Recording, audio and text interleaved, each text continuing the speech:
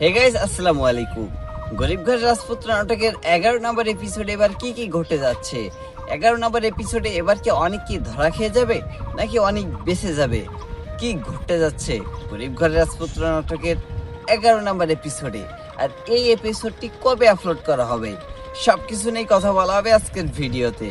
এবং যারা এখন আমাদের চ্যানেলটি সাবস্ক্রাইব করেনি তারা এখনই আমাদের চ্যানেলটি সাবস্ক্রাইব করে দিন, কারণ আমাদের চ্যানেলে আপনি কিন্তু সকল নাটকের সকল আপডেট সবার আগে পেয়ে যাবেন।